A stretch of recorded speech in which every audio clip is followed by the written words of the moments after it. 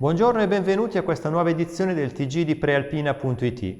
Apriamo con la politica. Dopo la vittoria al ballottaggio sul concorrente Matteo Bianchi, questa mattina con la proclamazione a Palazzo Estense è ufficialmente iniziato il secondo mandato di Davide Galimberti.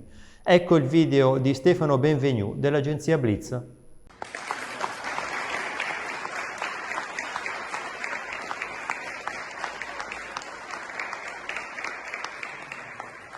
Entrando in questa sala ho richiamato la memoria di 5 anni fa, un po' più di quando per la prima volta fui proclamato sindaco di questa bella città.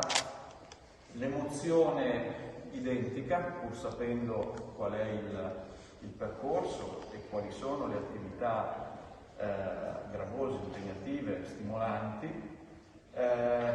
con una cosa in più rispetto ad allora, proprio perché si è consapevoli dell'importanza del momento, l'energia e la voglia di fare ancora di più rispetto a questi 5 anni.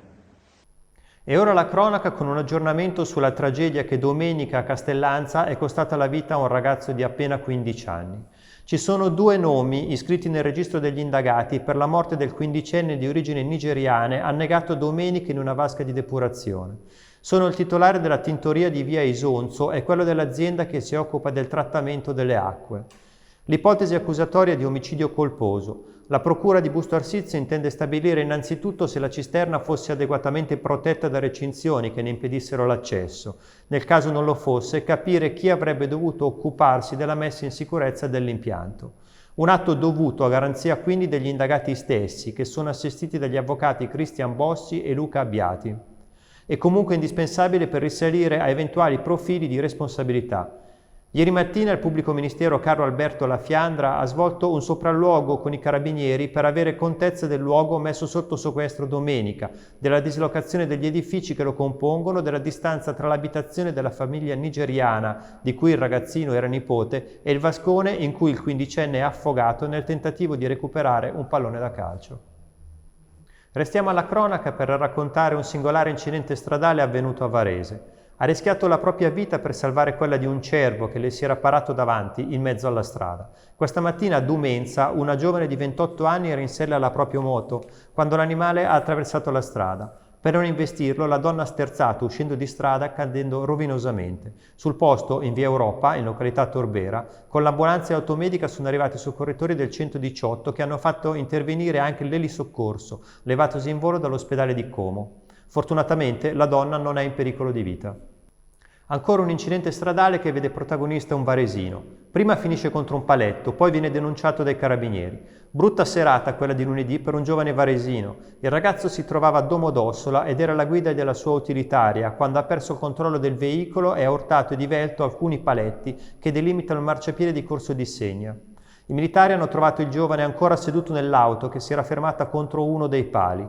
Fortunatamente non aveva riportato ferite, ma era in evidente stato di alterazione psicofisica. Inevitabili quindi la denuncia e il sequestro della patente.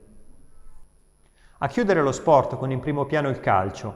Oggi trasferta insidiosa per la Pro Patria. Alle 18 la squadra di Prina incontrerà il Legnago. I veronesi sono appaiati in classifica ai Bustocchi e con il loro galleggiano fra zona salvezza e play-out. Da qui l'importanza della posta in palio, tenendo anche conto che i padroni di casa devono recuperare il match contro il Sud Tirol, interrotto per pioggia quando conducevano per 1-0. Oggi alle 15 si gioca anche il turno infrasettimanale in Serie D. Nel girone A il Città di Varese torna in Liguria, dove aveva iniziato questo campionato lo scorso 19 settembre, vincendo contro la Lavagnanese per 2-1. Un precedente incoraggiante per i biancorossi da ieri sera in ritiro per preparare nei minimi dettagli il match odierno a Imperia. Poi il volley. Questa sera l'UIBA incontrerà a Busto Arsizio il Perugia. L'appuntamento è alle 20:45. Il morale delle ragazze è alto. Quella di stasera si preannuncia una sfida molto stuzzicante. E per questa edizione è tutto. L'appuntamento con il TG di Prealpine.it torna questa sera alle 19. Grazie per averci seguiti. Una buona giornata a tutti.